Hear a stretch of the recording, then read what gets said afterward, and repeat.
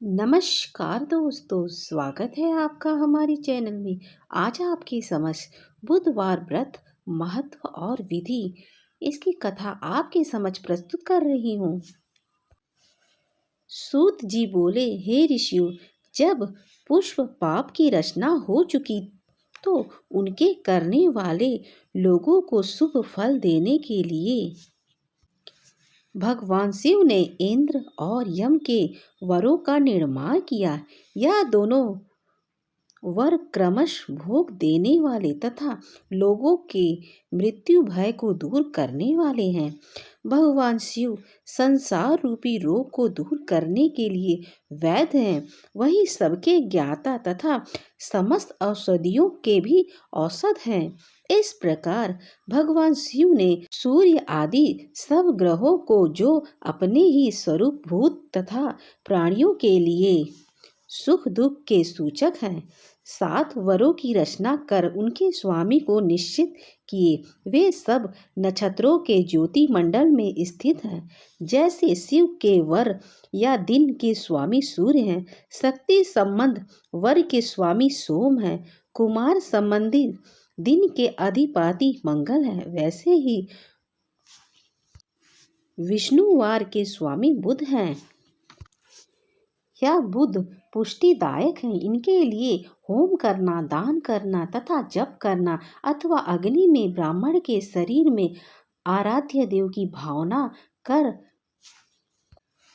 षोडशोपचार से उनकी पूजा आराधना करना योग है। बुधवार को विद्वान पुरुष दही युक्त अन्न से भगवान विष्णु का पूजन करें।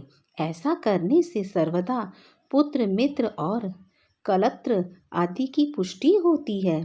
हे द्विजो, इस व्रत को जो करता है, उनकी कथा को सुनता है, उनके समस्त मनोरथ पूर्ण हो जाते हैं। बुधवार की व्रत कथा।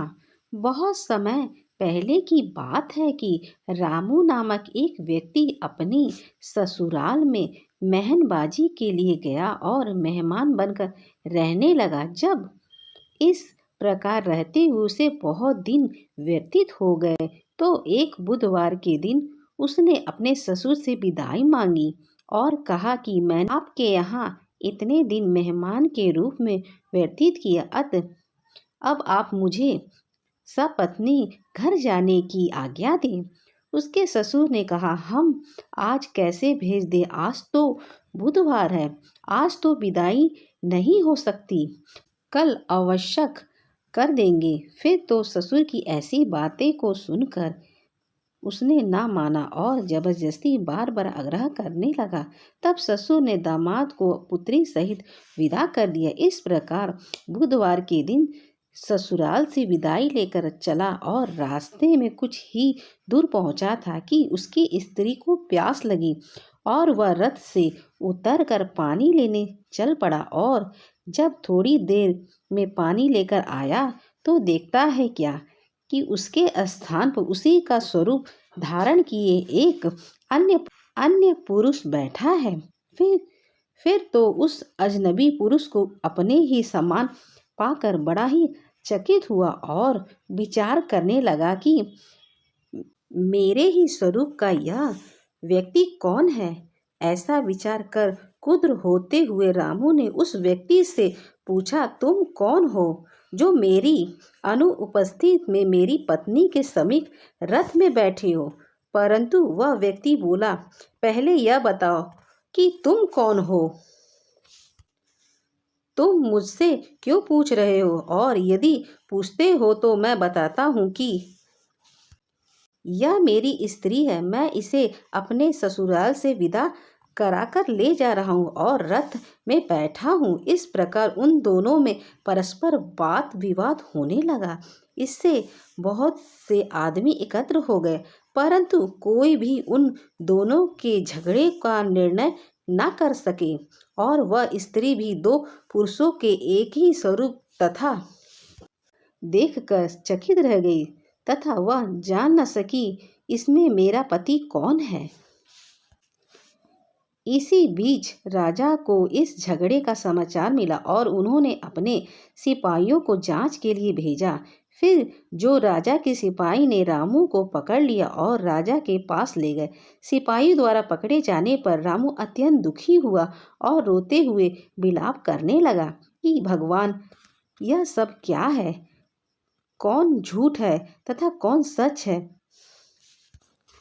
ऐसा कहकर रामू रोने लगा तथा भगवान की दुहाई देने लगा। उसी समय आकाशवाणी हुई कि रामू नामक यह व्यक्ति जबरदस्ती से अपने ससुर का कहना ना मानकर पत्नी को बुधवार के दिन लेकर चला, जिसका यह फल है। बुधवार को विदाई लेकर चलने के कारण ही इसे यह दुख प्राप्त हुआ है।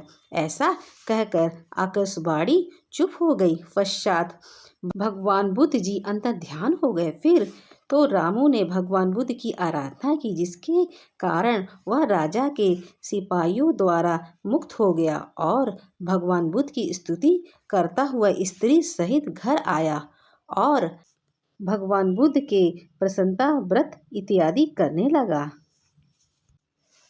जो मनुष्य इस बुधवार को व्रत करता, कथा ही श्रवण करता है या पाठ पठन करता है, उसको बुधवार के दिन गमन करने पर कोई भी कष्ट नहीं पड़ता है।